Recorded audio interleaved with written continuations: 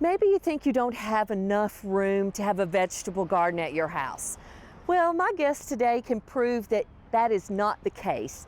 Terry West has a wonderful vegetable garden in just a small amount of space, and he's making this work for him every spring and summer. Well, just got a pretty good variety of vegetables. We've got tomato plants and spinach and onions and beets and radishes and lettuce, and then there's a row of green beans and squash, and there's 4 bell pepper plants and 4 banana pepper plants, and then there's 2 rows of okra, and started some cucumber field over there. Okay, now Terry, how long have you been gardening in this area that you've got kind of fenced off here? The configuration it's in now about 25 years. So you really just planned this entire area solely to be a vegetable garden, right? Oh, and tell us how you kind of planned it out. You've got how much space here? After you take out the flower beds and the pathways, I've got 18 feet by 24 feet to plant in, which is not much, but that serves its purpose as far as feeding you and your family and your friends, right? Sure does. Okay, and you've made good use of the soil here. Tell us how you kind of worked it up, because obviously this was grass. Yeah, started that. It was Bermuda grass. Oh, fun.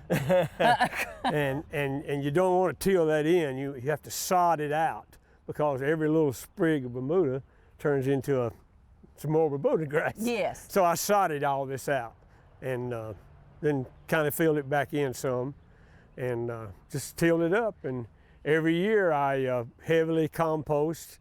Everything that comes out of the ground goes back in the ground, either in the compost piles or in a barrel I have over there. I put the kitchen scraps and so forth. To get this much, you have to really feed it, feed the soil. Right. And that's what I do. And you're feeding it with your own materials. Right. Do you do any amendments to the soil at all? I do. I use a little commercial fertilizer. Okay. You have to, Yeah, well, yeah. I mean, here we go. I will come back in here and take this spinach up and plant green beans. Exactly. Terry, tell us about your regimen for getting out your spring crops. These are red onions. I started those from seed under the light in January. Terrific. This is, of course, spinach needs to be planted just as soon as you can. So I have planted in February. This year I couldn't work it until March. And in the fall, when I till everything in, I heel this bed up in 3 long heels or rows, and that helps it dry out. Right. So then I can get in here with the hoe just as soon as it is workable and plant the spinach. And then I come back, and plant the lettuce and radishes and onions.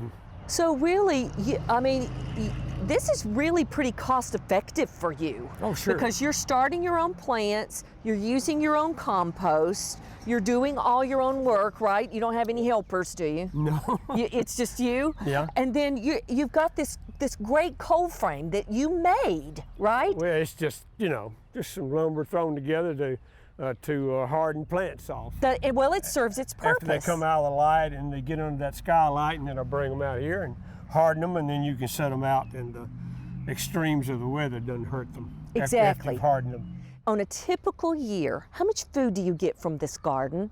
Obviously probably enough for you and your wife, but probably a couple of bushel of spinach, green beans for us.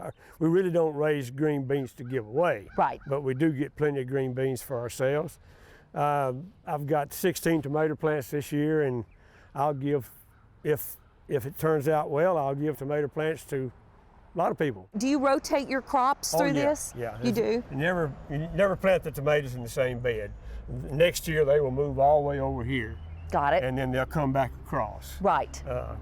They're subject to blight, and that keeps the blight down if you keep them moving. And then you were saying that another thing that you've really had to think about is the placement of this gorgeous tree in your yard and how you have to kind of watch that, because obviously your garden needs sun. Yeah. It's been about 10 years, I guess, since we've had it shaped up again. And so it's creating too much shade now. I'm probably going to have to do that again. Get it shaped back up where it won't shade too much of the garden. And then obviously when you started this garden 25 years ago, that tree wasn't an issue. That tree wasn't there. Oh. Terry, tell me about the width of your rows, because obviously these seem very manageable. They're 4-foot beds, basically. That's what they are.